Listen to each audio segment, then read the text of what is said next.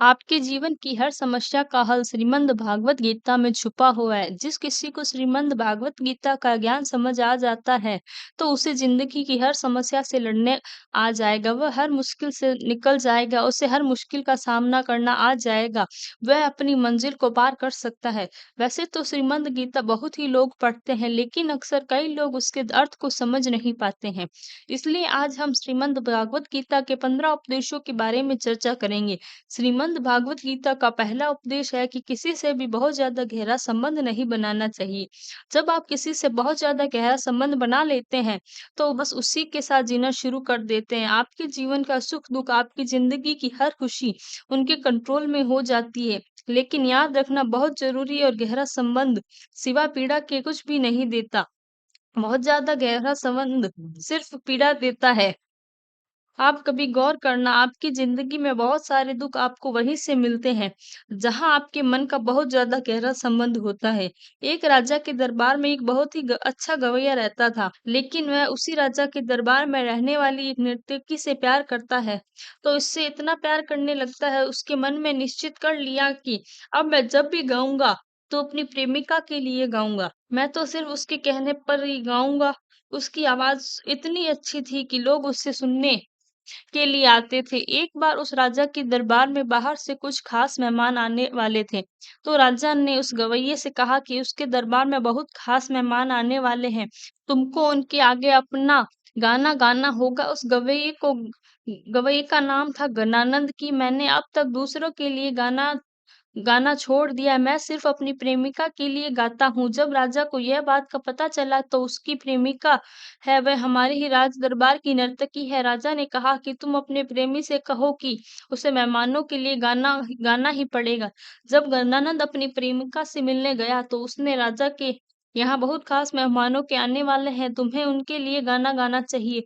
तो गणानंद ने कहा, मैं तुमसे ही बहुत प्रेम करता हूँ, मैं सिर्फ तुम्हारे लिए गाना गाऊंगा। तो उस नर्तकी ने कहा, अगर तुम मुझसे इतना प्रेम करती हो, तो मेरी यह बात मानो और उन मेहमानों के आके अपने गाना गाओ गाओ। वह उसके प्रेम में उसकी बात मानने के लिए राजी हो गया। राजा के दरबार में वह मेहमान भी आए, और गणानंद ने उनके आगे अपना गीत भी प्रस्तुत किया। जब वह लोग चले गए, तो राजा के मन में विचार आया कि गणानंद मेरी बात तो नहीं सुनेगा, पर अपनी प्रेमिका की बात तो जरूर सुनता है।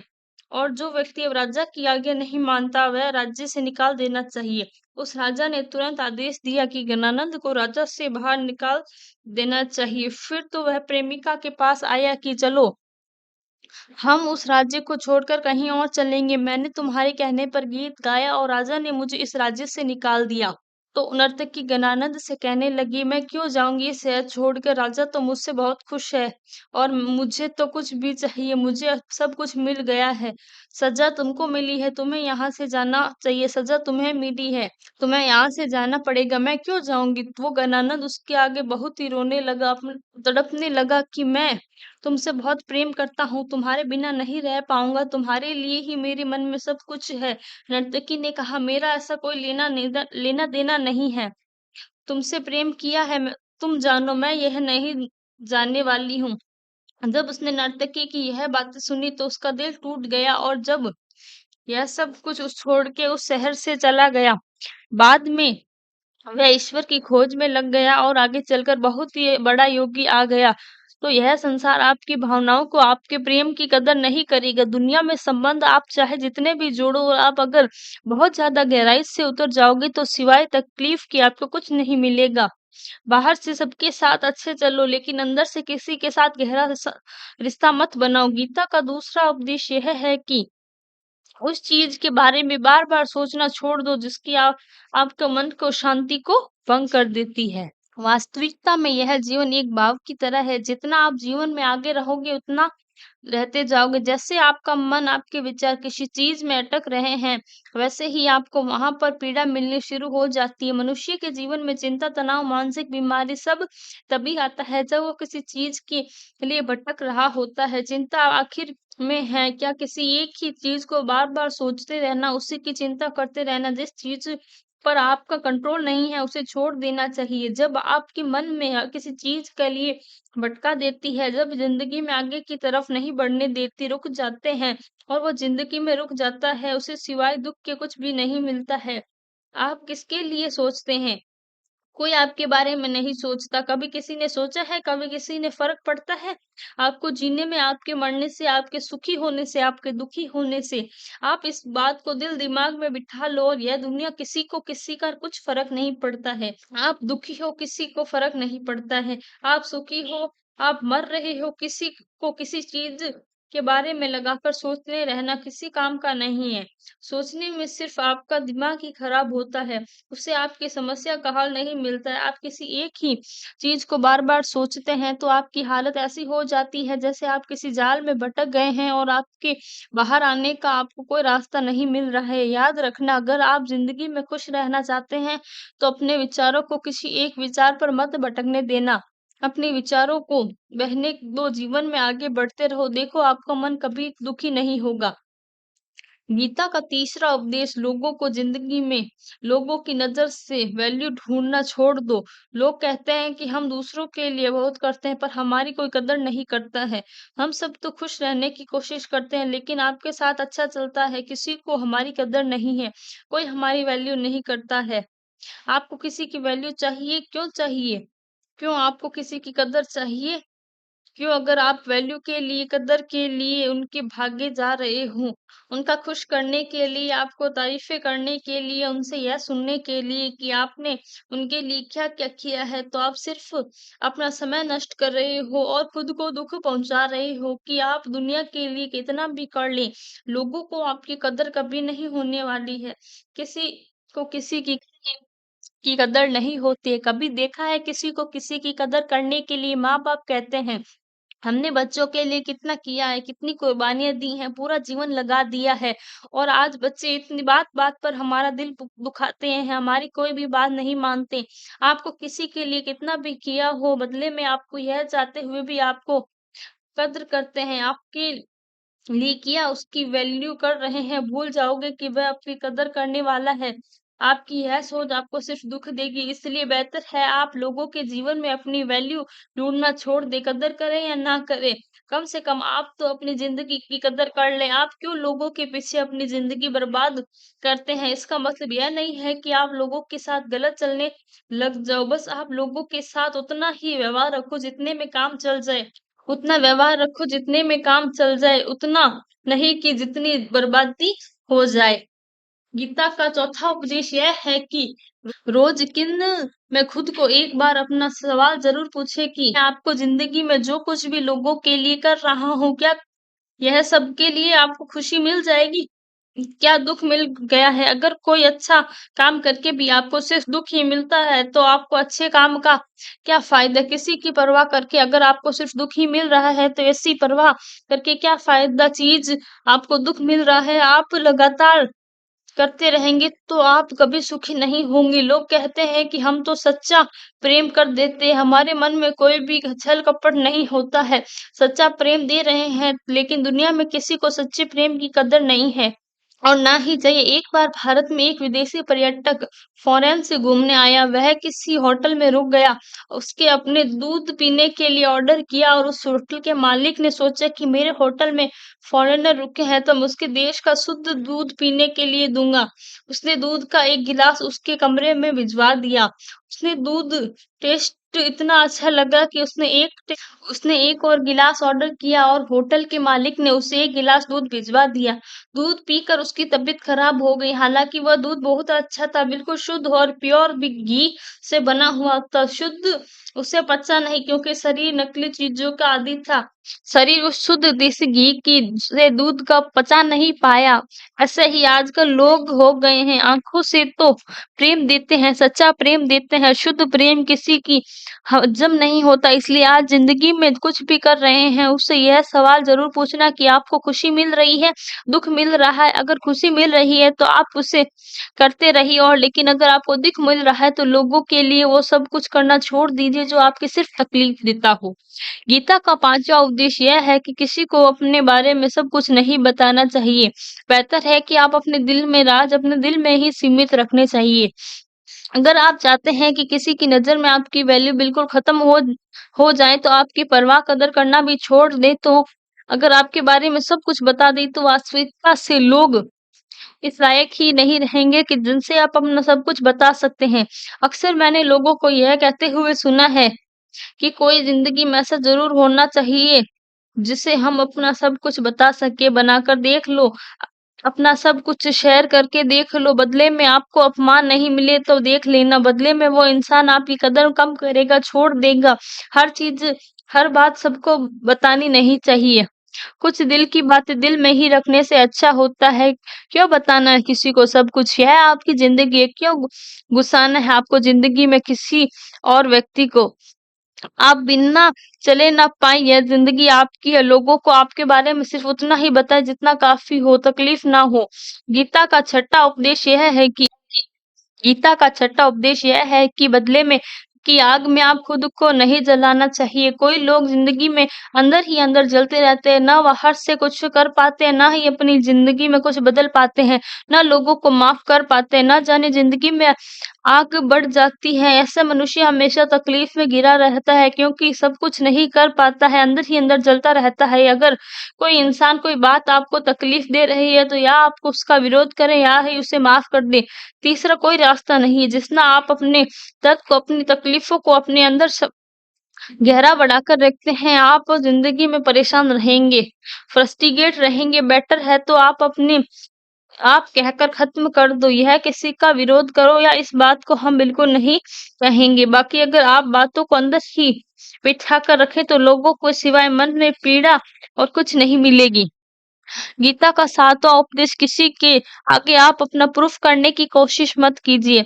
आप कुछ भी कोशिश कर इंसान को कोशिश कर रहा है, फिर मैं ये हूँ, मैं वो हूँ, मुझे जानते हैं मैं क्या चीज़ हूँ, यह आपको दुनिया को दिखाने में लगा रहता है कि मैं कोई चीज़ हूँ। अगर आप लोगों को दिखाएँगे कि आप चीज़ों से हो तो दुनिया आपका उबाल खाएगी, लोग आपको डबल दिखाएँगे। वो अगर किसी चीज़ का कोई खुद से समझ सकता है, क्या आपको हर कोशिश क्यों करते हैं?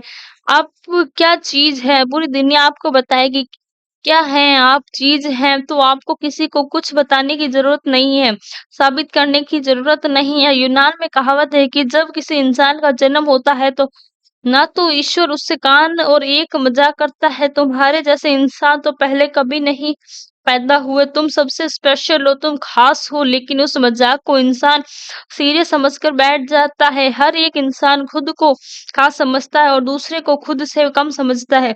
दिमाग से तकलीफ़ बैठा लेना कि यह कोई खुद किसी से कम नहीं समझता है। हर इंसान खुद को ये समझता है कि मैं कोई चीज़ उसे अहंकार से हर इंसान भरा हुआ है। लेकिन जो समझदार इंसान होता है ना, वो कभी यह पागलपन करता है और दूसरों को जाकर दिखाएगा कि मैं कोई चीज़ हूँ। वो कोई चीज़ बन जाता है और उसे दिखाना नहीं पड़ता है क्योंकि जो लोग उन इन दूसरों को दिखाने की कोशिश करते हैं, हम कोई चीज़ है, उन्हें सिवाय दुःख के कुछ हासिल नहीं होता। उनकी दुनिया दुःख और आपको कुछ नहीं समझती है। आप कुछ भी क्यों ना हासिल कर लो, लेकिन बेहतर है कि आप अगर कोई चीज़ हो तो लोगों को बताने की कोई आवश्यकता नहीं। गीता का 8वां उपदेश यह है कि जिस चीज़ से आप जितना डरोगे वो आपको ज़िंदगी में ज़रूर डराएगी। वो आपको हर नेगेटिविटी में आपके जीवन में अट्रैक्ट करता है। जो लोग डरते हैं ना, वो कहीं मेरा नुकसान ना हो जाए, उसका नुकसान ही हो जाता है। और जो लोग मन में डर रखते हैं कि कहीं मुझे कुछ हो तो नहीं जाएगा, तो कुछ ना कुछ ज़रूर हो जाता है। जिस चीज़ के बारे में आपको यह ज़्यादा सोचते हैं वो ही आपकी ज़िंदगी में होने लगती है, इसलिए फालतू में डर मन से निकाल देना चाहिए। होगा जो देखा जाएगा। आप आपके हाथ में है, उसको आनंद लेना सीखो। गीता का 9वां उपदेश यह है कि प्यार और इज़्ज़त किसी को उतनी ही दो जितनी हज़म कर सके। जब आप किसी की हद से ज़्यादा अहमियतता देते हो तो आपको बहुत हल्के में लेने लगता है। जब आप किसी को हद से ज़्यादा अहमियत देते हो तो वो आपको कदर नहीं करता है। अपने ही अहंकार में जीने लगता है कि मैं हूँ ऐसा, ऐसा हूँ, सामने वाला मुझे इतना प्रेम कर रहा है, मुझे इतनी वैल्यू दे रहा है, मेरी खासियत है, वो लोग खासियत कभी नहीं समझेंगे। इसलिए लोगों को बहुत ज़्यादा सादा भाव नहीं देना चाहिए, इज़्ज़त मन में आपको देनी चाहिए। वो लेकिन इतनी ज़्यादा कि नहीं कि इज़्ज़त ख़त्म हो जाए। गीता का 10वां उपदेश यह है कि भटकते हुए मन के साथ आप किसी ज़िंदगी में कुछ नहीं कर पाओगे। ज़िंदगी में अगर कुछ करना हो तो मन का ठहरना बहुत ज़रूरी है। आपके विचारों को जितना ज़्यादा डराओगे उतने ही अशांत रहेंगे। अशांत मन के साथ ज़िंदगी में कुछ नहीं कर पाओगे और ज़िंदगी विचारों को कम चलाएगी। जितना शांत रहेंगे उतनी लाइफ़ आपको क्लियरिटी रहेगी, उतना ही आप अपने लक्ष्य को फ़ोकस कर पाओगे और सब कुछ हासिल कर पाओगे। जो आप ज़िंदगी में ज़्यादा पाना चाहते हो, जो लोग शय को बहुत ज़्यादा चाहते हैं ना, उन्हें समझ ही नहीं आता है कि उन्हें क्या करना है। भी नहीं कुछ में आता मन में नहीं आता है, कभी उनके मन में आता है। ऐसे लोग खुद ही ज़िंदगी के लिए सही नहीं होते हैं, तो हर भटकता हुआ मन कहीं न कहीं पहुँच सकता है। सिवाय भटकने के लिए अगर ज़िंदगी में कुछ पाना चाहते हो तो आपके विचारों को कम चलाएँ, दिमाग को कम दौड़ाएँगे और जितना शांत दिमाग रहेगा उतना ही जीवन में आप रहेंगे, सुखी रहेंगे, सफल रहेंगे, जीवन में सफल हो पाएँगे। गीता का 11वां उपदेश है कि खुद को खुश रखना हमारी सबसे बड़ी ज़िम्मेदारी है। दुनिया को खुश करने की कोशिश करोगे तो दुनिया को आपको कभी खुशी नहीं होने देगी। इसके चक्कर में आप भी दुखी हो जाओगे। इसलिए अगर ज़िंदगी में आप किसी को खुश करना चाहते हो तो आप अपने आप को खुश करना सीख लो। कहना बहुत आसान है लेकिन खुद को खुश रखना बहुत ही मुश्किल काम है, क्योंकि इंसान खुश रहना चाहता तो नहीं चाहता ही नहीं है, वो आप खुशी के लिए हमेशा भटकता रहता है, कभी किसी चीज़ के पीछे, कभी किसी इंसान के पीछे। खुश रहना आता है कहाँ है इंसान को, इसीलिए लोगों को नहीं खुद को खुश रखने की ज़िम्मेदारी उठानी चाहिए। गीता का 12वां उपदेश है कि दुनिया के लोगों को कभी भी कोई उम्मीद लगाना छोड़ दो, क्योंकि यहाँ ईश्वर और उसके सिवा कोई आपके साथ नहीं देने वाला है। जिन लोगों को आप उम्मीद लगाते हैं वो ना कि वो आपके लिए कुछ करेंगे, उस बुरे वक़्त में काम आएँगे।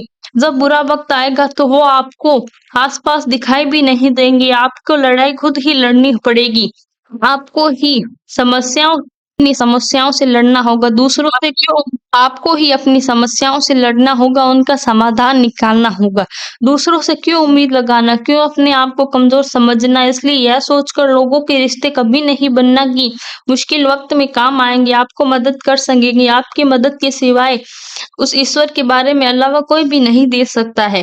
गीता का 13वां उपदेश है कि भविष्य की चिंता करनी छोड़ दो, क्योंकि आने वाले कल को हम कभी कंट्रोल नहीं कर सकते हैं।